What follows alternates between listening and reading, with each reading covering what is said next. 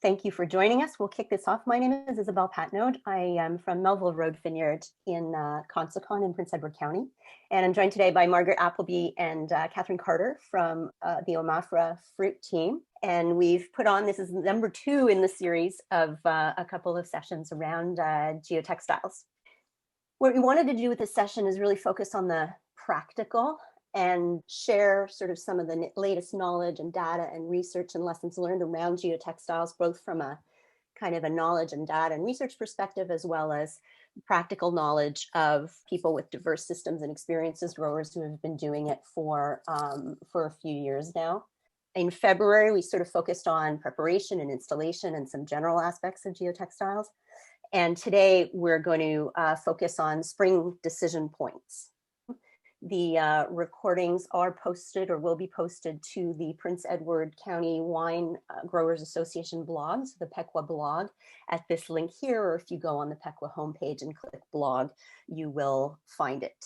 What we're going to do is hear first from Dr. Helen Fisher, who's going to give us a little bit of a better understanding of what's happening to the vines as they wake up in the spring under the textiles, and kind of arm us with knowledge that we can use to help us manage our textiles in the spring. And then to get the conversation started, we've got with us Matthieu, Beauchemin, Jonas, Newman, and Edgar Ramirez, all have experience with geotextiles, who will give us just a short sharing of some of their experiences and tips and lessons learned.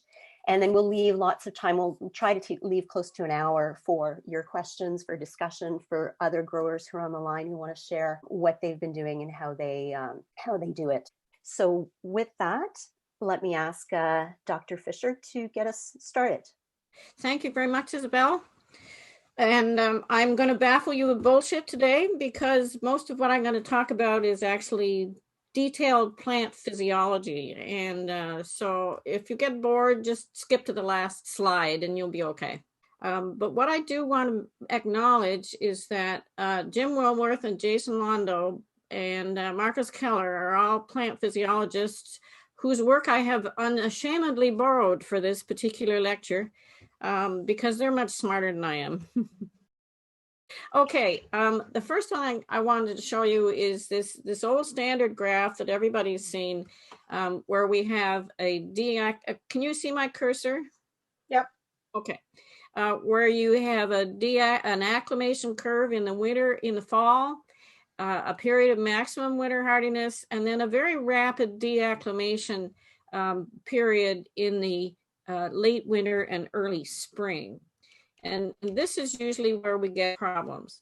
One of the things that we're all very conscious of is that different species have different hardiness levels. And if we start over here with minus 20 centigrade and 100% of the buds alive, this top line up here represents Vitis riparia and Vitis longii, which are 2 species from up here in the north. And then this other one is an oddball from Southeast Asia, Piazetskii, and it can't go much below about minus 20 centigrade. So we have huge differences in the species themselves. And then we have differences in the time of year, because this value that we talk about as winter hardiness is not static.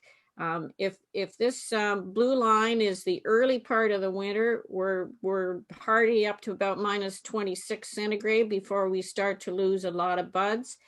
In the midwinter, which is this pale blue line at the top, we're much hardier, down to about minus 30 centigrade for this particular variety.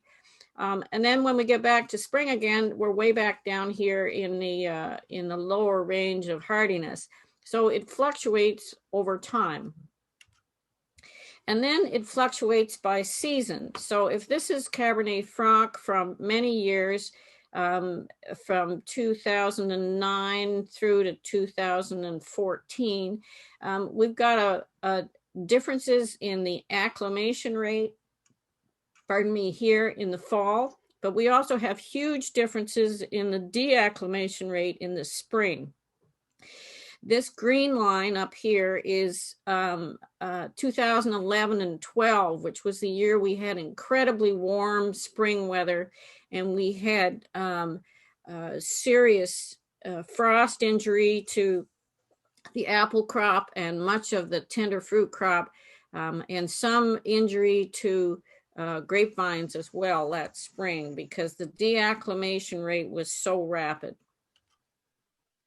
And then we have differences in the varieties themselves. So if this is Chardonnay here in the gray triangles, we've got a relatively rapid acclimation in the fall and a minimal or more rapid deacclimation in the spring, this upper line up here. So the varieties themselves will separate out by the relative rate at which they acclimate, but particularly the rate at which they deacclimate in the spring. You need decreasing day length, which happens actually after June the 21st, and we don't think of acclimation starting in midsummer, but by the end of the summer, we've got decreased growth, we've got a concentration on variety fruit ripening, and we don't see the visible signs of acclimation, but they're happening at that time already.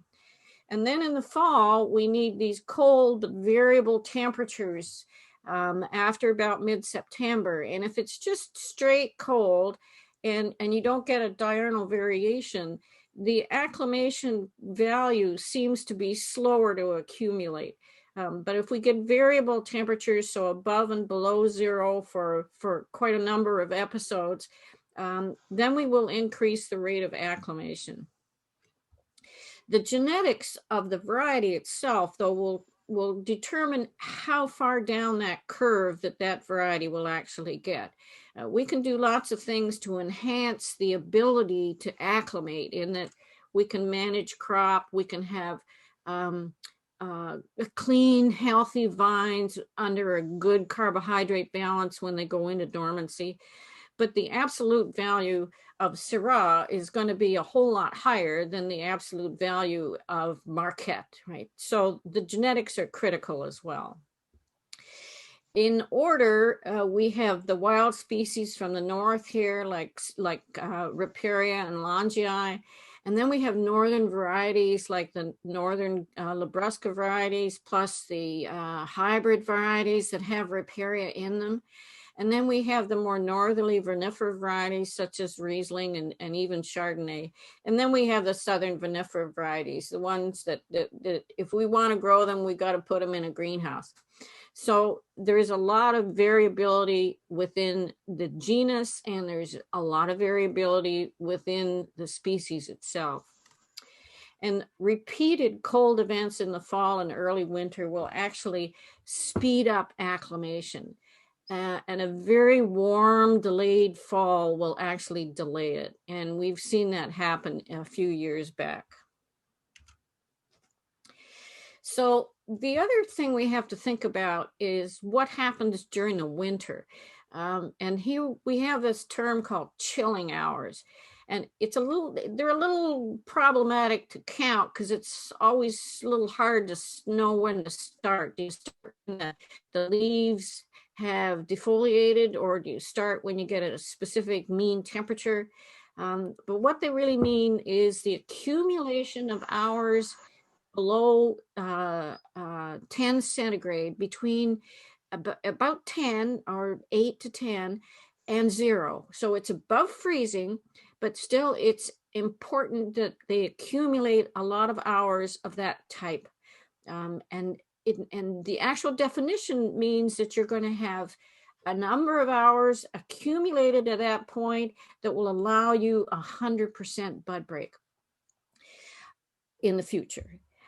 So if you get a variety that has accumulated enough of these chilling hours relatively early in the winter, you will get a very rapid uniform bud break in the spring.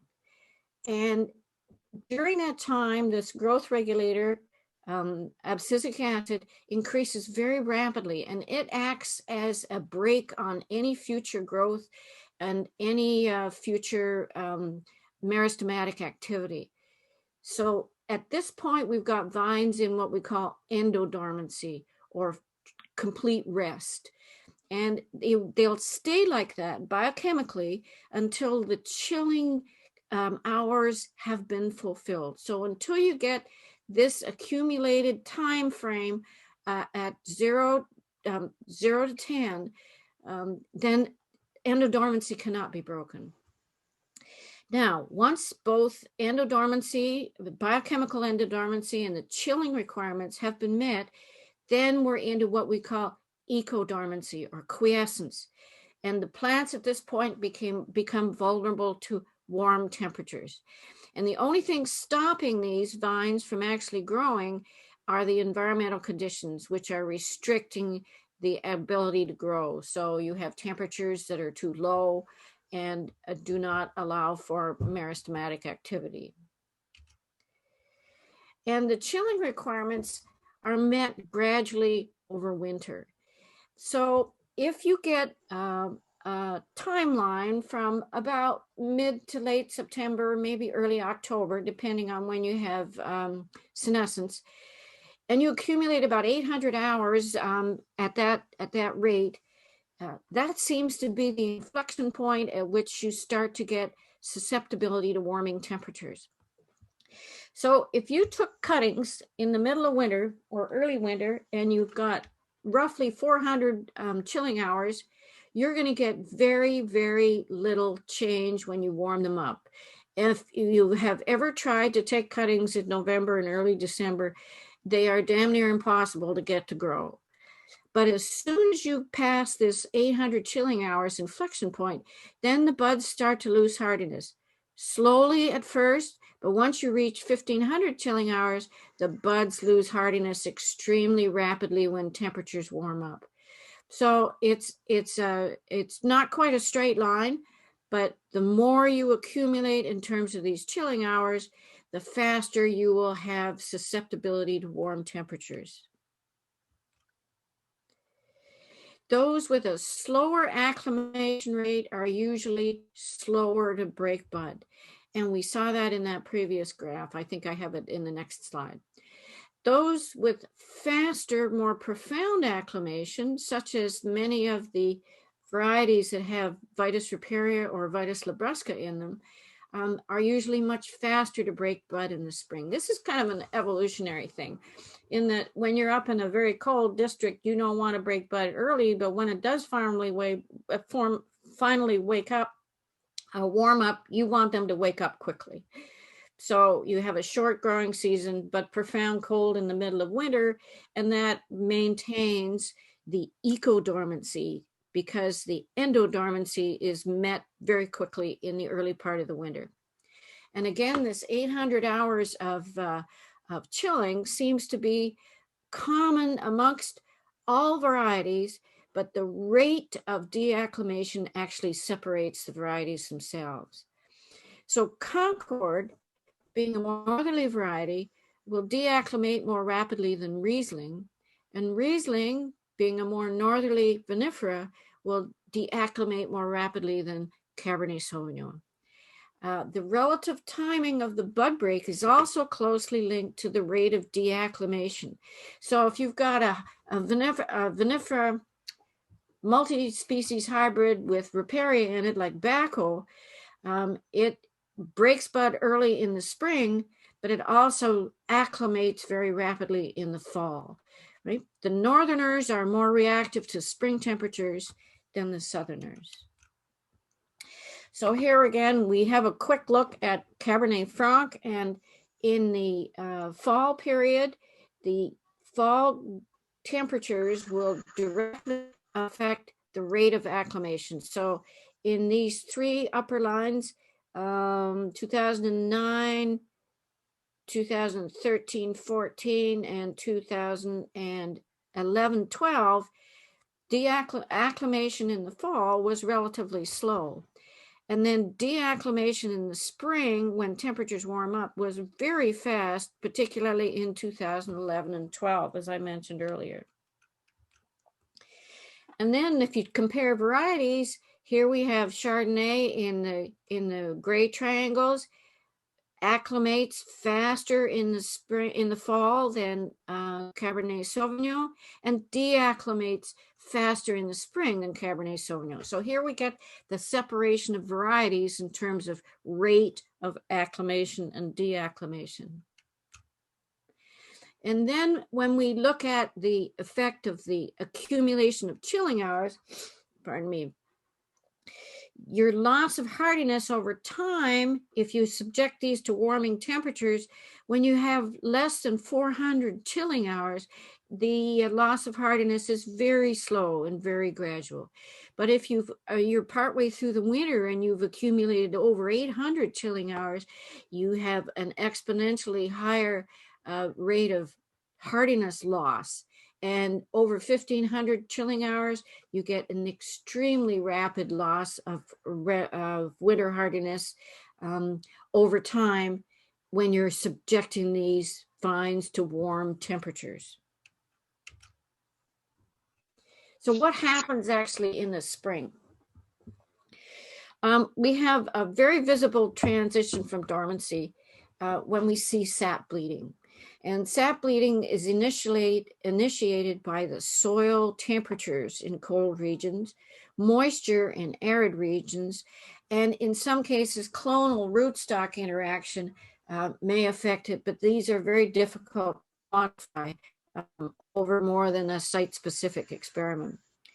So when the soil temperatures begin to rise up to about 7 degrees centigrade, that's when this transition begins.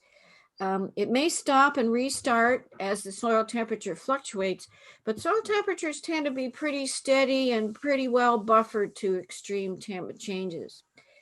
The phloem, part of the vascular system, is unblocked. So all of a sudden, now we can have movement from usually basipetal, which means it's going from the top to the bottom. And then the bleeding itself, though, is caused by root pressure from the xylem, which means it's moving from the roots back up to the top.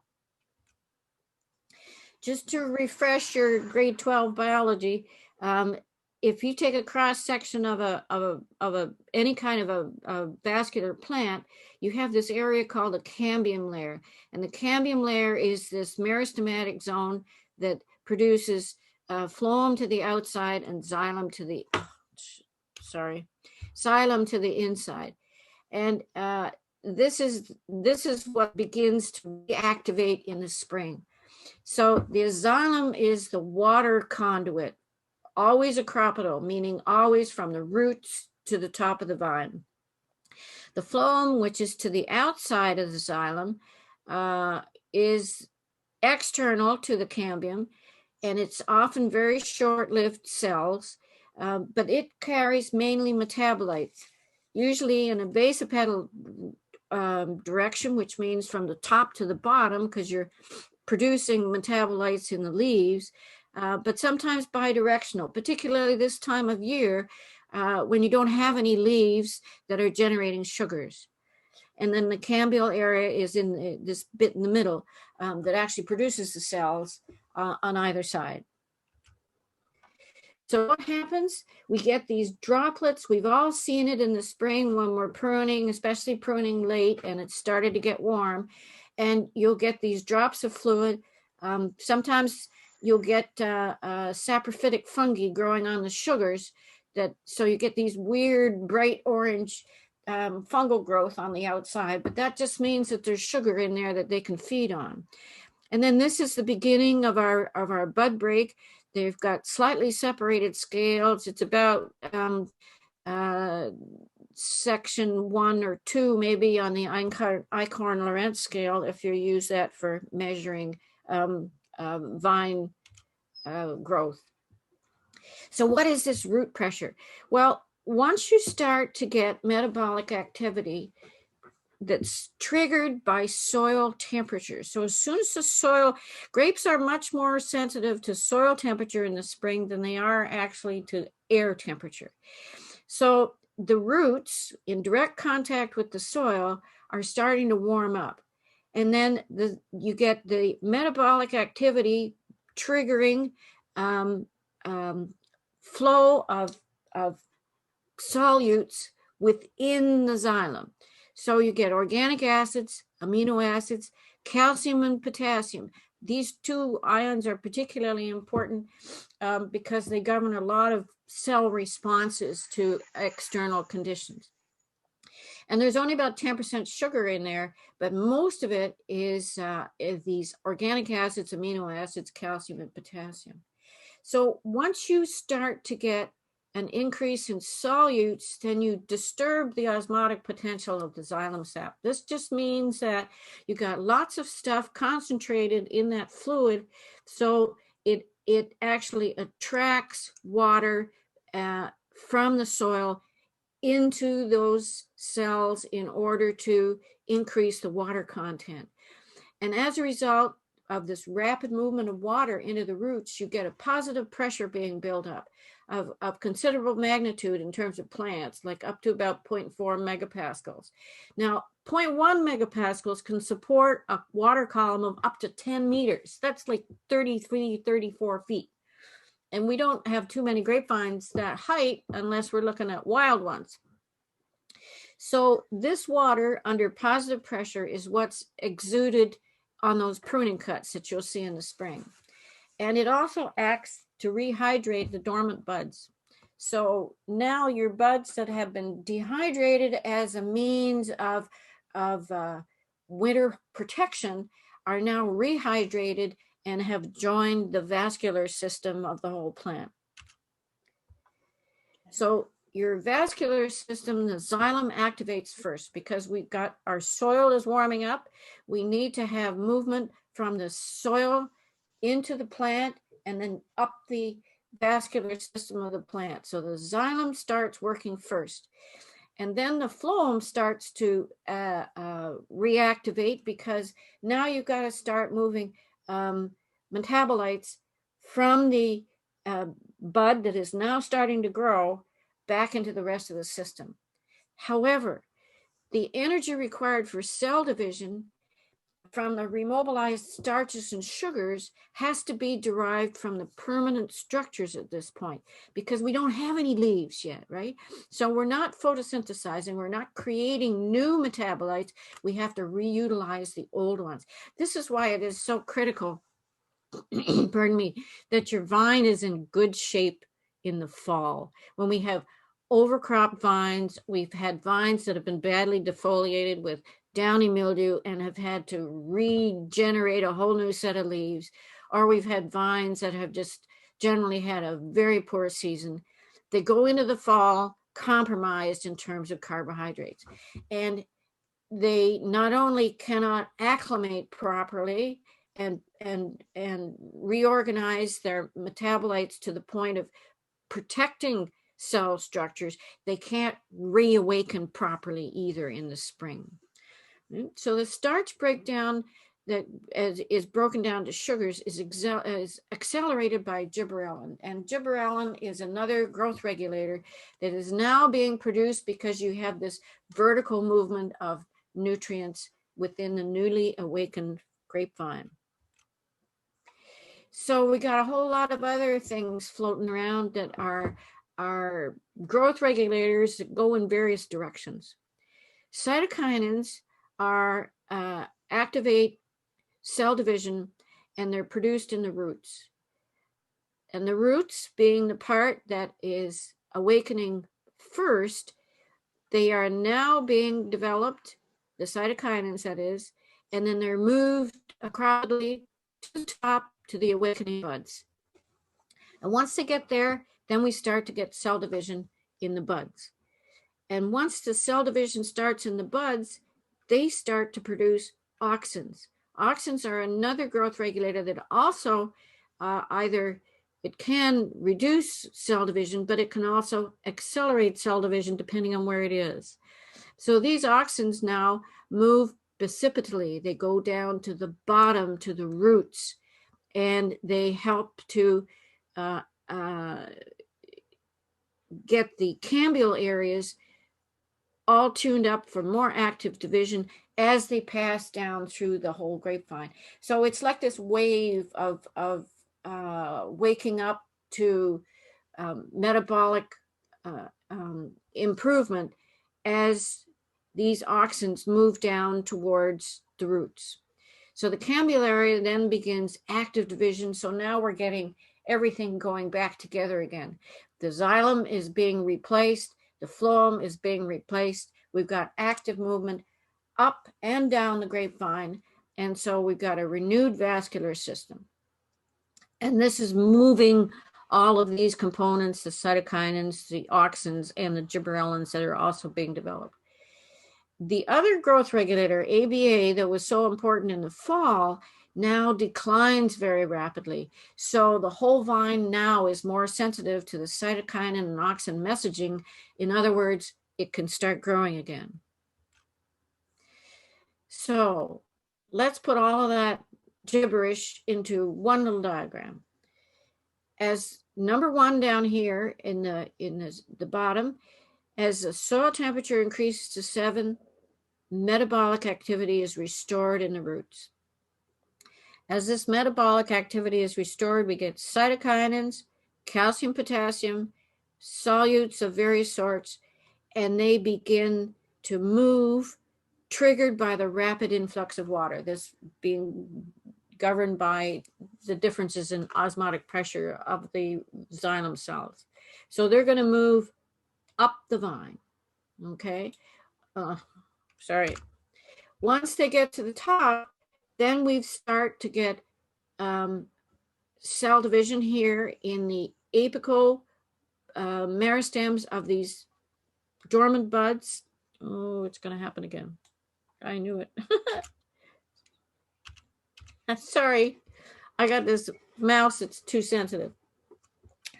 The bicipital movement, again, of the materials now that are being developed in these buds works its way down, as I said, in this wave that accelerates the new growth in the cambium layers that is renewing the whole vascular system. In the meantime, we also have gibberellins produced, which is enhancing the starch breakdown so that you're getting not only new development, but you're getting more energy to spur that development while we wait for the leaves to break on the new buds. And in addition, this ABA is also declining, so you get a better response to the other growth regulators. So how does this affect geotextile removal? Well, to be honest with you, I don't know. Soil temperatures, I think, are going to be something that we need to monitor.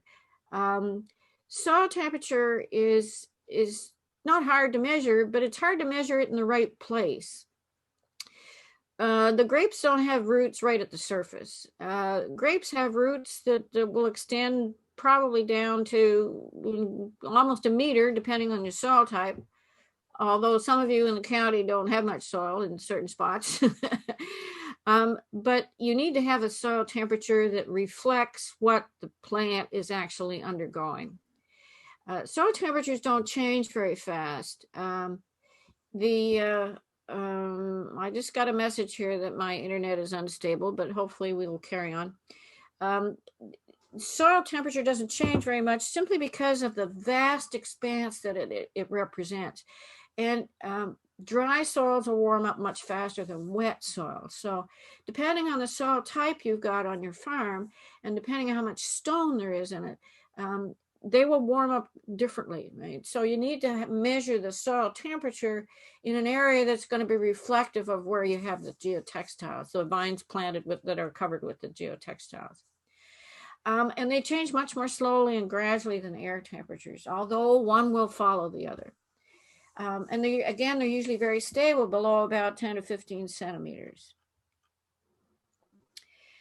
However, what are you going to do when you have a mixed bag of varieties? Northern varieties will move very much faster in the spring than southern varieties. So the question is, do you uncover them first, but risk late frost damage as they leaf out? Or do you uncover them last to minimize the development and delay bud break? And even though the geotextiles are white, how much faster is that geotextile area warming up than the balance of the soil? Do you vent the geotextiles to slow down development? by opening the ends or lifting one side. And then you have to gauge all that with the probability of that particular site on your farm of getting late frost. So those are decisions I think that you have to follow over time as you get more experience. So you need to know the warming potential of your vineyard soil. Is it wet? Is it dry? Is it stony? Is it sandy? Is it heavy clay? The warming potential of your vineyard site. So are you on a south-facing slope, north-facing slope, da-da-da-da, all those sorts of things. The reaction rate of your variety is very critical because, as I said, these northern varieties have a low chilling requirement and a rapid deacclimation. So the curves tend to be much steeper at both sides of the winter season. And then the relative health of your variety in previous crop. If they've been overcropped and they're carbohydrate compromised, they're going to be in poor shape. A, they can't acclimate properly. B, they can't deacclimate properly. Minor complications due to clone or rootstock. These have yet to be worked out, and they're tend to be very site specific. But Jim Wilworth is finding some of them perhaps quite real when you've got long-term data over one site.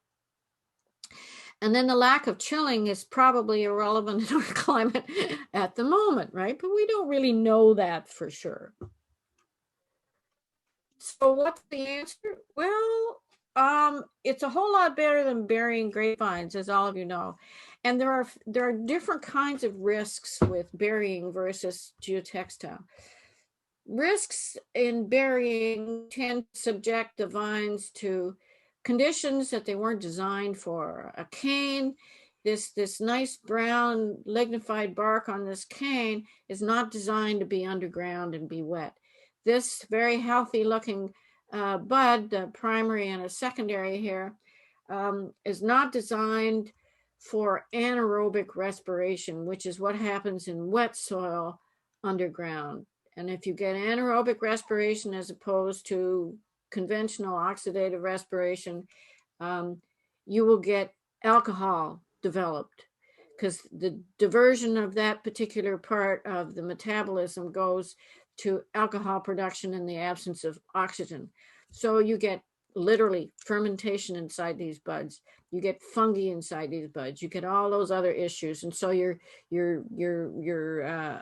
cropping rate is compromised right from the beginning. Just if you initiate burying in the first place. So geotextiles certainly have a very good promise to them, but we still are. Jim, I defer to Jim because he's done a lot of research with this and done a lot of experimental work out in practical vineyards. And so he's got the last word as far as I'm concerned on this, plus your experiences. And you, of course, can tell us a whole lot better than we as researchers under controlled conditions, what works and what doesn't work. Great segue to hearing from growers who've joined us on the call. Let's get started with Matthieu Beauchemin. Matthieu Beauchemin is from Domaine du Nival in Quebec and has several years of textile use under his belt. Matthieu. Thanks, Isabel. I'm sort of a little bit, uneasy going after Helen. It's been such Oh, come on, jump right in. I'm gonna bring the experience to the table and not the theoretical knowledge. So I am I'm the owner of Domaine du Nival. We are a small vineyard located in southern Quebec, about an hour outside of Montreal, sort of northeast of Montreal. Just north of Saint-Hyacinthe, for those of you who know this area, this part of Canada. So it's a small 3 hectares vineyard that we planted mostly in 2013 with some additional plantings in 14, 15, 17, and last year in 2020. But up to 3 hectares were planted pretty narrowly. So our rows are 6 feet apart, which is pretty tight for this part of the world. and doesn't leave much space for burying the vines. So we when we initially designed the vineyard and looked at what we were going to plant, we started straight away with vinifera. We had in mind that we wanted to grow viniferas in southern Quebec, and that was the initial ideas we had were in let's say 07, 08. So that was the very beginning of vinifera growing in Quebec. That were a couple pioneers like Les Pervenches and Yvan at Domaine Saint-Jacques had started planting a few viniferas, but this was early days, and some people were starting to experiment with geotextiles. We did a bunch of different experiments, wrapping up vines individually in geotextile, which turned out just plain terrible. We lost almost all of them.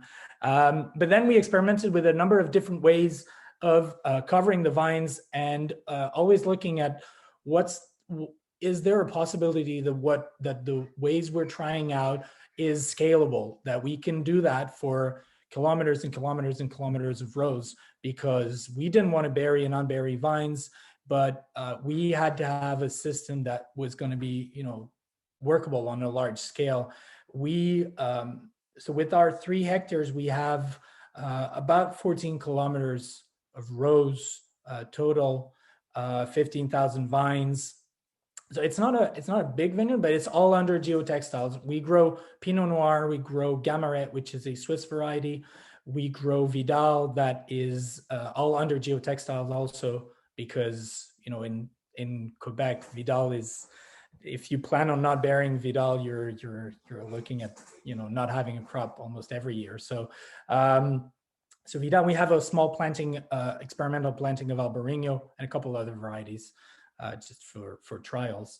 We have about 200 rows total of that are under geotextiles. Some of them are longer rows, about 150 meter long, and some of them are very short, like 20-meter rows. So we've worked with a number of, in a sort of different situations with geotextiles, and we're all pruned to double guyot, sort of the Simonite method, or guyot poussard, that where you try to prune according to sap flows.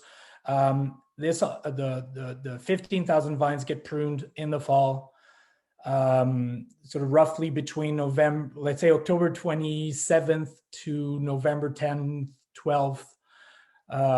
We try to have everything pruned, the wood removed by November 15th. And then we have 4 or 5 days where we put on the geotextiles. All the canes are brought down, stuck into the ground, and then we cover it with the geotextiles and try to have everything done by November 20th, roughly. I'm going to share my screen. We talked about that earlier. I have a few pictures that I think can be helpful in. These are the geotextile that we put on last fall. They're new geotextiles. We developed a system where, and we discussed that during the last webinar, where we have one of those black plastic wires, stretchable wires, that is sewn into the tarp.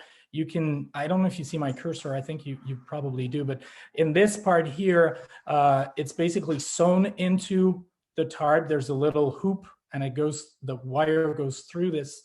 And these are new tarps. When we put them on, we actually make a hole every post so that the tarp goes in. And there's a little part here that just basically ensures that it sticks to the ground when it's installed properly. Just to give you an idea of how we work when we put them on, we've devised. We unroll them with a quad. We basically put the rolled up geotextile on a quad, and we just roll down the row and unroll them like this. And I was talking about our system. We have it at the bottom of every post. We have a little. There's a little bolt here that you don't really see in the middle, and we just stick a piece of wood that was with 2 notches, one on each side, and it's very close to the ground. And what we do is that plastic wire that runs through the tarp, it's joined together at the end of a row with a gripple, and it's bent and pulled tightly. And we basically try to have the wire about shorten it by 3% of the length of the row. So if we have a 100-meter row, we make the wire 100-meter long if you want. 97-meter long. So we removed 3 meters on that 100-meter row, and basically wrinkled the geotextile. And when we put it on, we unroll the geotextile. We put it through the post, and then we pull it with a quad over the end post and bring it down to the ground. And it basically, that wire is tightened at the bottom, and it's clipped into each of these little slots at every post. I will show you. This is just us. As you can see, there's sort of a sort of stretched,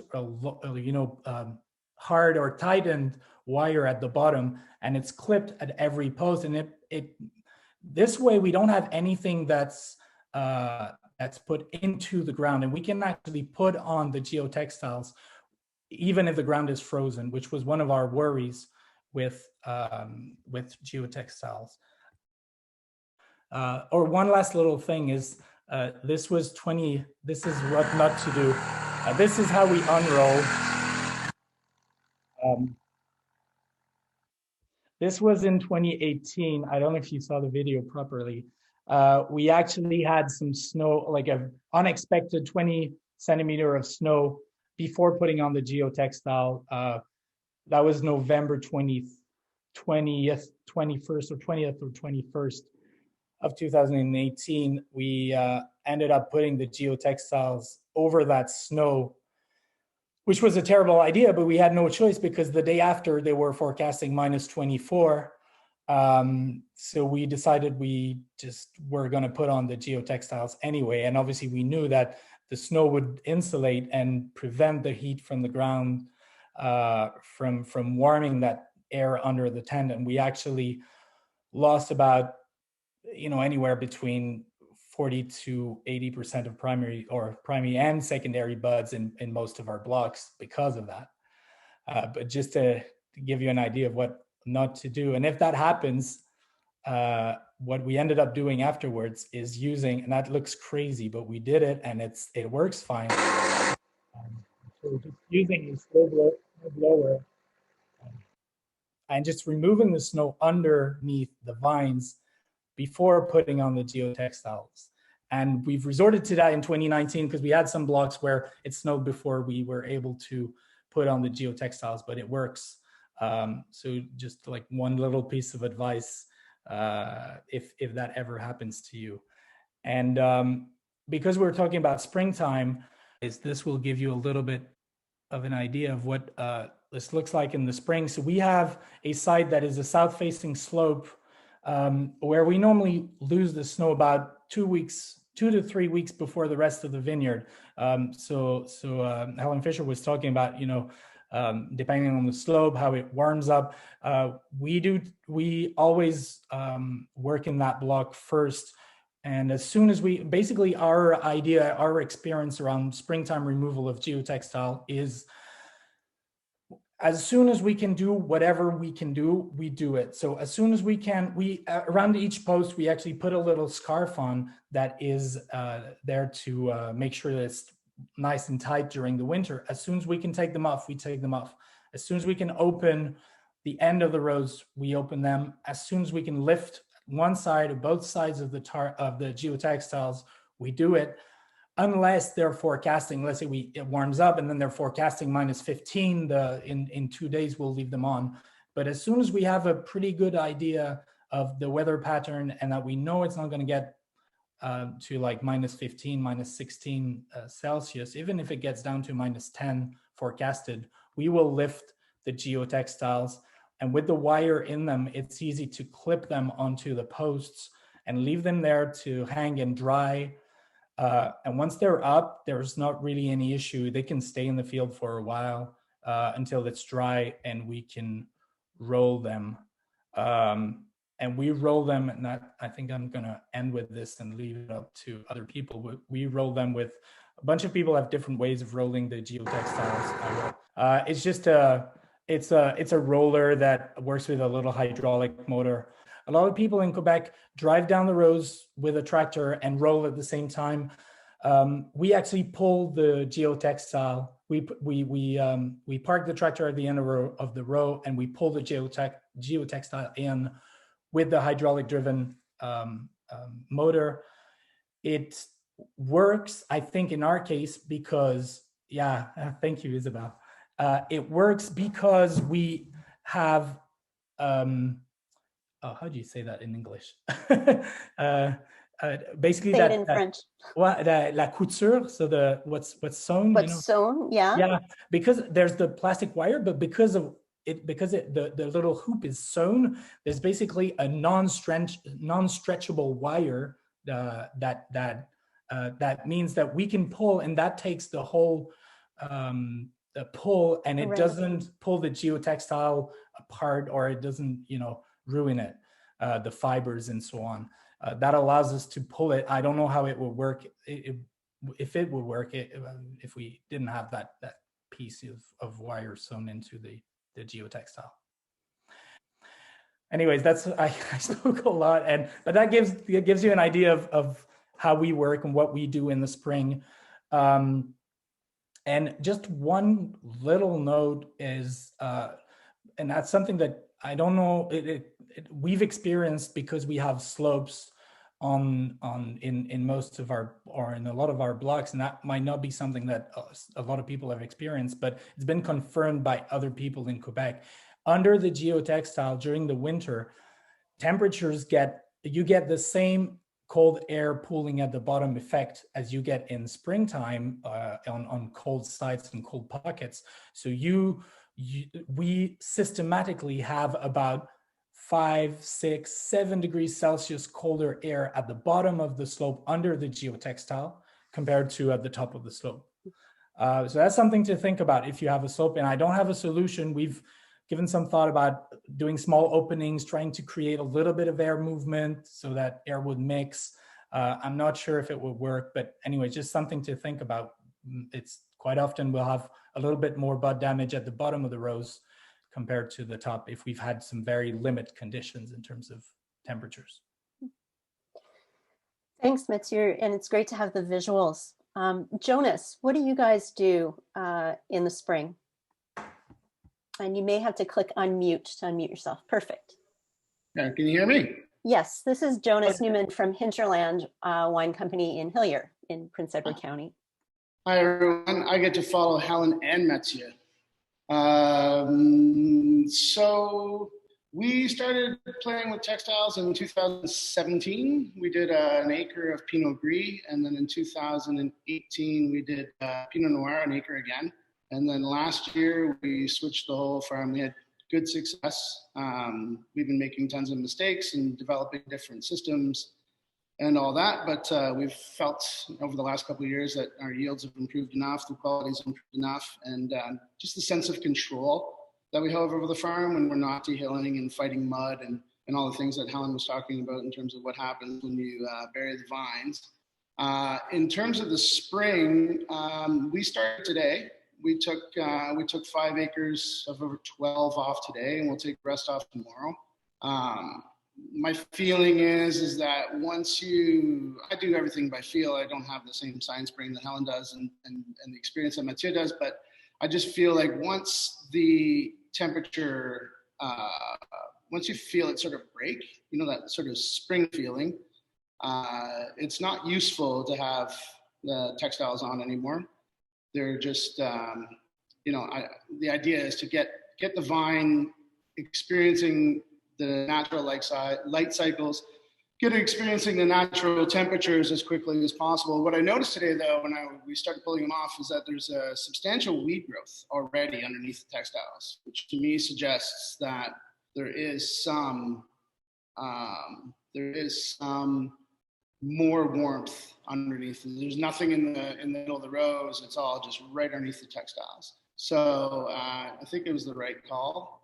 The buds look like they're swelling a little bit. That's probably just my imagination. But I just want to get them up in the air. And for us, we just take them and we lay them in the row. We don't worry about them too much. We feel that they're durable enough, and we'll start bringing up. So the way we do it is we drop all our wires down to a wire that's about 10 inches off the ground. So we tie down as if we're going to hill. I guess most people know what hilling is all about. And we just leave them on the ground. My theory being is that the closer to the heat source the vine is, the more benefit you're going to get from that heat. So the disadvantage, of course, is that we have to pull all the wires up and retie in the spring. So we're just using a renewal system off the crown.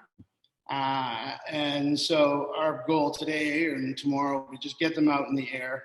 We'll go through and put the wires through. And the other advantage to tying to the ground, I find, is I can leave an extra cane. And leave an extra cane because it feels like this is a frost year. Soils are warming up quickly. Things feel early. I have an extra cane for frost. So I have a kicker. So I'll just tie two renewals. I'll leave one or two or whatever was valuable from the year before. And if I don't need it later, I'll just go through and clip it off. If we do have a frost event and we lose 50%, I least have another cane to drop down, and I'll get a little bit back. And we'll literally leave them out there until the danger of frost is passed. So the way my trellising is set up, I have a sort of a catch wire about 8 inches above my fruiting wire. And if we have danger of frost, serious danger of frost, we'll close the store, we'll close everything. Everybody who works here will just go and just drape them over. I haven't had to test that theory yet. It's a theory only, but it seems like it makes sense. And then after the danger of frost, I think it's really, really important. So we do the drive down the row and roll it up thing. Seems to work for us. We don't have the wire in our textiles. And it's just really important to work with the material when it's dry. It's hell to work with when it's wet. So we'll just wait for it to be really dry. We'll run out. And today we did 5 acres, 3 of us, like 3 middle-aged men. And it took us about, took us about 3.5 hours to take off 5 acres. So, and like I said, I'm not worried about it now. We can just sit there and just be there kind of thing. We don't need to cover with dirt. So literally just shake it off, take it off the post, and leave it in the row. So we had other questions. Yeah, the other things that we think about is, our guys aren't here from Mexico yet. I mean, it's another COVID year, so who knows what's going to happen. So far, everything seems on track. But you're looking for, one of the things is the availability of staff. So I was able to get some volunteers today to come and give me a hand. It's joyous work. It's spring. It's usually the first couple of nice warm days of the year. So it's easy to get people out to give you a hand. They're just happy to be in the sunshine. And that's basically that's sort of our approach to sort of our thinking about it. It's not super scientific. It's more of a feel thing. And it's nice to get started, and actually once the textiles are off, I'm usually concentrating on getting ready for some bottling and stuff like that in the winery. So you mentioned that we wanted to talk a little bit about some of the things that we wish we had known when we started. One of the things is that my yields had increased so much from previous years that I wasn't ready with capacity. Like I didn't have tanks, I didn't have barrels. And so it started budding out. I couldn't believe it. And then once you started flowering, you're like, oh my God, I'm so short on space. My press is too small. So when you're doing it, there's a business decision. There's a business component to it. After spending money on the textiles, you have to think that I have to spend money on tanks, barrels, possibly a press, maybe another pump. And then you got to think about packaging that the following year. This is for winery, vineyard grower, people who do vineyard rows. So that was a big thing. And so now I have a packaging bill coming up because we make sparkling, of course. So I have a packaging bill coming up that I have to support with last year's inventories, provided I can even sell it. So it's going to be a bit of a struggle in August to come up with that extra. So you have to think about those things too when you're putting them on. And if the goal is bigger yields. and you probably will get them. I mean, that's the one thing I'd love to say is that, and at least in Prince Edward County, it works. Like, it really works. And I've got only 4 years compared to Matthieu, who's been doing it for a while there. But in over 4 years, I mean, I can say definitively, and like, we don't even do particularly a good job of it. We just kind of throw them on and stuff, and we're still figuring it out for ourselves. And we've seen dramatic increase, ease of use in the vineyard. We're testing organics. Last year, one non-organic spray. The control you feel at the beginning of the season is just so much. You're not rushed the same way that you are when you're hilling. So I'd recommend it if you're thinking about it. I know there's an expense to it. I mean, if I was to do the economics on it just on purchased fruit, I'd say we probably would have paid for it in one season, literally one season. So yeah, I don't know if there's much else I can tell you about what we do. It's often covered by Helen and Matthieu, but that's how we do things at Hinterland. Thank you. Thanks, Jonas.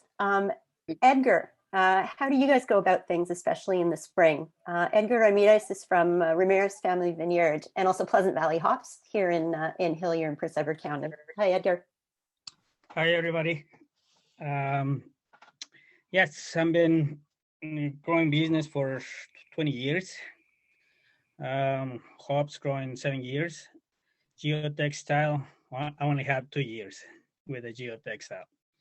I've been watching everybody is doing stuff different ways, and for me, I was waiting just pretty much to hear everybody's experience on geotextile. And finally, a couple of years ago, I decided to do in my vineyard just one row, 100 plants, one row, and I was, to be honest, I was pretty pleased. This row was like a low core, and I just did a spur pruning and cover it with a geotextile. I was pretty happy with the result. The second year, that was last year, we did prune more, and we went back to long trunk. The way that we did it was we brought the trunk from one plant to the other, like 4 feet trunk, and then one came back to the original plant, and then the geotextile on top. Their fruiting cane is about 18 inches, and our geotextile is about 26 inches on the top of the tent. So yeah, it worked pretty good. Last year, I think we got it right the way that I want it. Big tent, wrap around the T-bars with a piece of geotextile. So and right now looks pretty good. Like Helen said, the canes that look great, nice colors. The buds there look good, and we only using two canes again with a long trunk, and it looks great. Our yields from last year, they were really good, and but this year now we have 3 rows under a tent under the geotextile, and we're hoping to get those rows on around percentage wise around 3 tons per acre if everything goes well.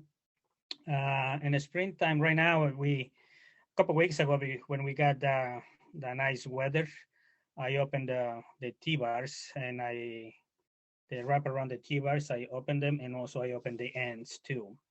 I didn't took all the soil out from the bottom of the geotextile. I went to look at it on a day when it was windy. Pretty much the geotextile, it was almost like a cone of air, but it wasn't blowing everywhere because it was still stuck with the soil at the bottom. So for me, it looked good because it was getting all the kind of hot air out of the geotextile, and now we have one side flip over, so one side of the row you can see the vines, right? I haven't done the other side. I'm just gonna wait a little bit longer, but pretty much they're half their own cover. And the way that I decide when to do it is pretty much when I know it's getting too warm, then usually when I start healing my vines, my bearing vines, that's when I open the geotextile. So like right now, my vineyard is, I would say, 80% healed.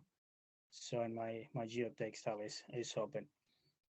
So when that's pretty much how I look at it, when to open the geotextile. And again, and because I have such a little experience and such a little textile to roll, I just roll it by hand. We just shake it well, let it dry, just fold it over because my geotextile is pretty wide. Fold it over in half and just roll it. Put a pipe in the middle and just roll it by hand. That's what I do. Again, I don't have the acres that you guys have to have a machine to roll it in. But definitely it works. It works great. I do a big believer of geotextile. We just have to pin it down in the right way, and I think it works. I'm quite. I don't know how much time difference between healing up and healing down and doing all the tying down versus the geotextile.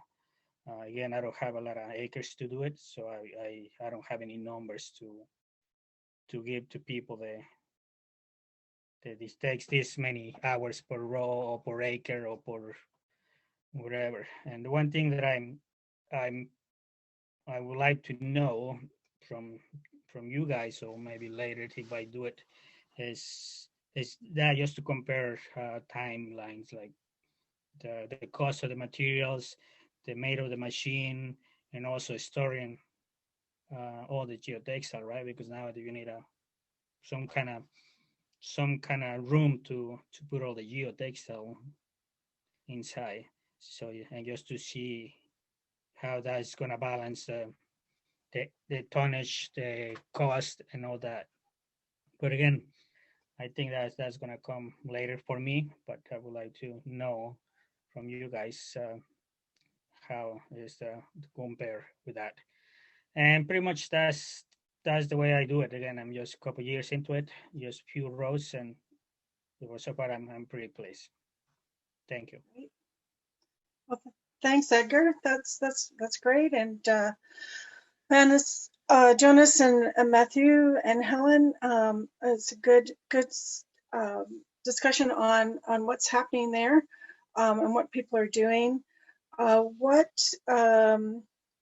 How many people on this call, and you've got those reaction things, have geotextiles on their vineyards? You can put your two, well, probably three. Oh, quite a few. How many people have started to take the geotextiles off? No. Yeah, a few. Okay. So my question to the panel or to anybody is, when we had those warm temperatures in November after people had their geotextiles on, did you do anything special to reduce the heat or accumulated under the geotextiles, or did you just leave it be? Anybody got any opinions or comments on that one?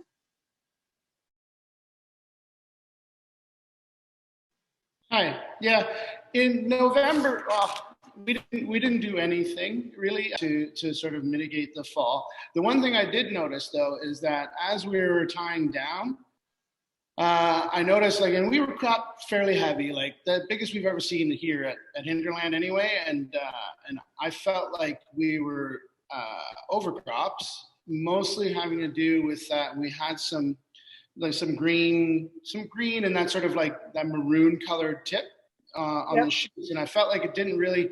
And we tie down way more cane than we need, but it wasn't quite hardened off to where we usually just give a little prune before we tie it down. And then today when we were taking the textiles off, I noticed that I didn't notice anywhere where it looked super green or whatever. And I don't know if that's just a function of winter, or did the plants continue to harden off underneath? Maybe this is a question for Helen, actually. I don't know if it's a question of did they continue to harden off even though they were under textiles and pruned fairly severely, like from a full plant down to 3 canes, you know? I'm not sure whether I could answer that. According to Jason Londo in Geneva, who's worked a lot on acclimation and deacclimation, the critical thing is that you get this oscillation of cold temperatures in the fall to accelerate the acclimation process itself. And a very long, warm, protracted fall will delay it. But whether a warm interlude in the middle will actually slow it down, I would suspect slow it down, but not necessarily change what's already happened. So it may just interrupt the process as opposed to going backwards like it sometimes does in the spring. You'll get a slight improvement in acclimation following a warm period if you're early enough in the winter time, right? So, but in the fall, I'm not sure, but I would suspect it's just interrupted. Okay. Edgar? Yeah, I have a question for Helen. Go. This is what I'm thinking. Like right now, because we dropped down our fruiting zone, right? Right now it's at 18 inches, and before it was around 26 inches. So my trellis is about 5 feet high, 5.5 feet high. So one thing that I noticed last year was the top of the canopy, they just wanted to grow and grow. So this year I'm thinking about cutting maybe a foot on my T-bar, and because I think that I don't need that much canopy. Would you think that will affect the vine and also will help the vine to kind of winterize faster, to change color faster? Because it happened to me the same as Jonas, that the top of the canes that were green, but they were already like 5.5 to 6 feet long. If you've got the base of the canes, I'm going to say sort of maybe 10 nodes, all well lignified, all good periderm on them, and you're probably fine. And to trim the tops is really not an issue as long as you trim them. I would say frequently rather than infrequently. Then if you trim them frequently, you're just going to get that top bud to break. So you'll minimize the laterals that are on the rest of it. If you trim them hard, like you wait too long, then you're going to get a whole lot of laterals breaking further down, which is going to aggravate the shading, which is going to delay the periderm development. So I would think if you're happy with 10 to 12 nodes, the green tips will die anyway, because grapes are not terminal, so they will always keep growing as long as the weather is okay. So if you're happy with what you've got in 10 to 12 nodes, then you're fine. Okay, thank you. Any other questions out there? I do have a question. Sure, Sean, go ahead. Just wondering about disease development, mildew development, etc. With the length that the geotextiles are left on. Has anybody noticed that they're seeing increases of early season detection of any of those diseases with the length that the geotextile is left on? And leaving them on till bud break, is that what you're saying, or? Yeah, it's kind of like leaving, for me, it's like leaving a foot in a shoe. You know, it's like just getting more and more, stinky in the shoe, so to speak. So just wondering about that with regards to the development of the grapes. I'm not a pathologist, but my assumption would be that if they went in clean in the fall, they should come out clean in the spring. Yeah. So if you did a lousy job on powdery last year, well, you're going to suffer from this year. because it'll still be on the wood. Now, Wendy could answer those questions more properly than I can, but it's the same with Phomopsis. Phomopsis cane and leaf blight overwinters on the wood. So if you've done a good job, because you have to trim early in the fall, if you've done a good job of cleaning things up, same with black rot. If you clean them up in the fall, you should be in reasonable shape in the spring, even if the removal of the textile has been a little bit delayed, so that you have almost got bud break. My concern might be, now again, I'm not an entomologist either. I like to stray where I don't belong. But maybe flea beetles, because they'll be in sandy ground, and they'll go after the buds right away in the spring when they start to develop. So if you've got protection, there might be an issue with those, but maybe your local extension agent can help out. Hey, Margaret? Yeah, there's a local extension gate. Yeah. I just wonder, that brought a question to my mind, is that you've got the geotextiles on, and Helen, you talked about the soil temperature being important to bud break and deacclimation in the spring. So the soil temperature under the geotextiles will be cooler or warmer than outside? I guess it will be warmer, but in a sense, it's not going to get the fluctuations that outside might get because it's been protected. It's sort of like putting on a straw mulch. Am I wrong on that? Maybe, because you've got that confined airspace above it under the textile, whereas on a straw mulch, the straw mulch is in direct contact with the soil. Okay. Yeah. Same as with a sod, right? So your protection and insulation from temperature variation is going to be in that layer that's right above it. And you've got that open area between the soil surface and the top of the geotextile, which could act like a little greenhouse.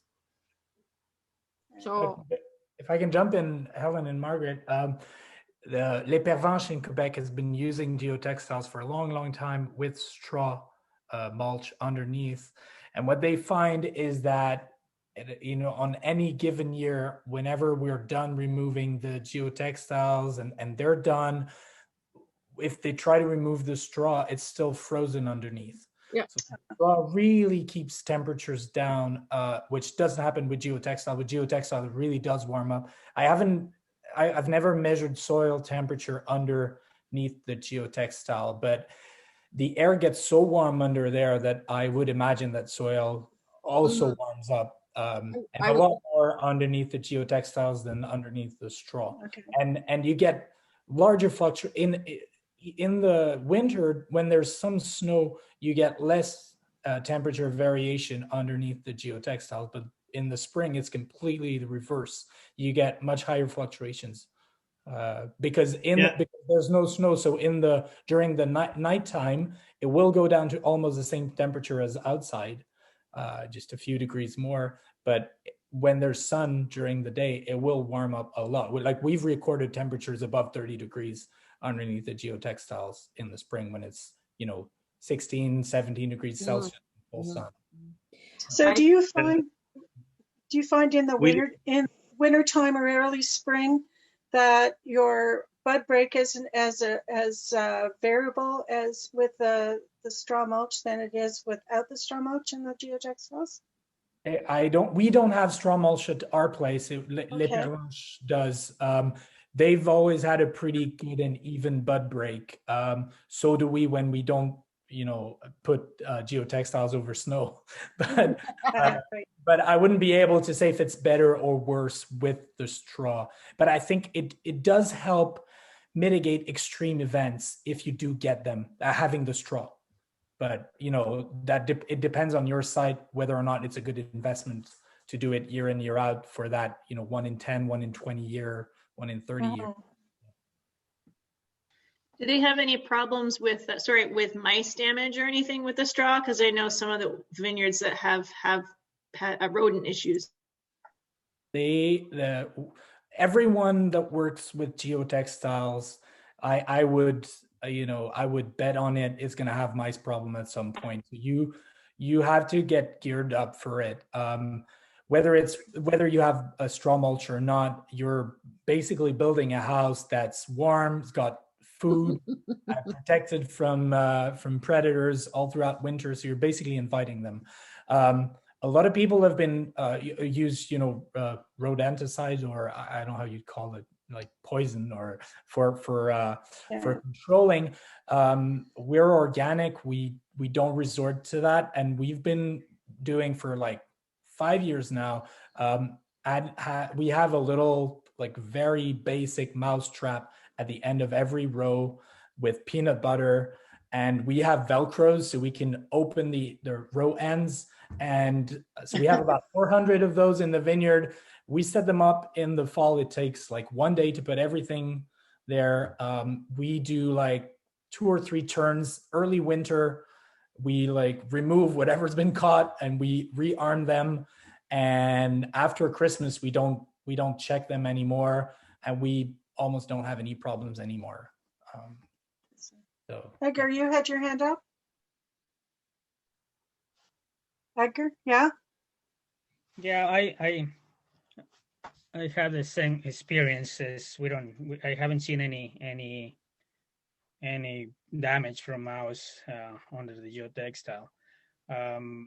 One thing I was just going to also mention about the temperatures. Again, I don't have a lot of experience, but I've been noticing in a road that I didn't heal up the soils, and this morning the soil outside was warmer and the soil inside of the geotextile was colder.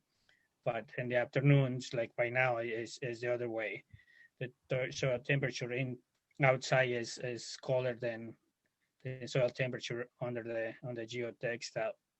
But also on the row, the couple rows that we heal up, very much is a combination of both temperatures. The top of the soil is under the geotextile is warmer, but if you dig down, it's still pretty cold, and you get actually we still have some frozen soil under the geotextile and the hill. Again, because I just heal them up to support our geotextile. That was my comment that I wanted to make about the temperature. Okay. Chris Karja and Chris Morandon, you both have geotextiles on. Have you taken them off, or you're going to, what are your feelings on when you're going to get going on that? Hi. Well, based on what I just heard from Jonas and Edgar, and given the temperature right now, I think we're at about 12 degrees because we're closer to the lake, but right. I'm actually going to rush out and check. And I think I might actually flip one side like Edgar did. I'm still concerned about the temperature dropping next week, and I don't want to lift them off entirely. Just the first time that we're using it, so it's going to be a learning curve. Okay, what, Chris Karsha? What are you Pardon doing? me? Are you, oh, you're in your vineyard right now. I wish it was, it's just the back. Have you taken your geotextiles off, or are you going to, what are your plans? So I vented the ends so far, and I will open up the panels in between just to keep the air moving. Yeah. I like to keep it on, or keep it around as long as possible for any kind of, frost mitigation. Right. But it is quite warm right now. So my weather machine, so I have a sensor in the ground. So the ground temperature in one of my vineyards is 2.8 degrees, and it's gone up probably a half degree in the past couple of days. Wow. So it's moving up quickly. So that 7-degree mark is maybe worrisome for late March. Yeah. Have you got other years to compare it with, or? I got just over a year worth of data now. Okay. Yeah. Mackenzie, what do you've got it all covered up? What are you doing? There you go. Hi. Hi. I just actually went into the vineyard and had a little look. I have 3 rows by the road that are much drier. So I just flipped those over, and they're very short rows. And they're, I don't know, the canes, like it's still cold. And then the rest of my vineyard is really, it's wet. Right now it's very dry out there for the spring, but I think with the rain that's coming at the end of the week, I'm not going to open mine up yet. I'm going to wait longer. This call has made me think like maybe I should think about going a bit earlier than I normally do. But I don't know. I think I'm not ready to lift them up yet. Okay. Yeah. What about Carly? Did you put row covers on our geotextiles? No, we didn't. So I'm just tuning in case we ever do decide to do it, then I will be ready. All right. Okay. And at Melville, we're like Chris in that Yeah. this session is panic inducing, and during it, I direct messaged my colleague Will, who's on with us today, saying, "Oh gosh, we got to get our butts in gear." All right. Yeah, it's I mean, putting it on and taking it off is always what when and how and what, that kind of thing.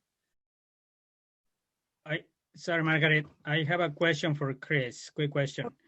Yep. How deep is the thermometer that you have in your vineyard? Like a couple inches, a foot? It's at a foot. About a foot. And it's a 2 point something? Sorry, I don't understand what you mean. What temperature is? Oh, it's 2.8 degrees right now, Celsius. Okay, a foot under. Okay, thank you. All right. If I can, because I think, Margaret, you're going to end this, but I will reiterate what Yvonne said the other day. All of you guys feel free to come up to Quebec and come chat with us and talk with we're a bunch of people who've done it in very different ways. Everyone's got their own way for like sometimes 10, 12 years. And everyone is very, very happy to share. So feel free to come up. It's a sort of 4 or 5 hours drive, and it's definitely worth it. That sounds wonderful. I think we should plan a road trip, and the local extension agent should figure that out. Huh. Anyway, we're coming to the end. I guess we've got this session recorded, and it'll be posted at the Pequot blog. We have a survey that we'll ask you to take. I'm sure we'll have some more geotextile seminars as we move along into the season. It'll be interesting to see what our yields are compared to what's in the ground. So thank you again. We'll talk to you soon. Thanks all speakers. Appreciate your time and your expertise.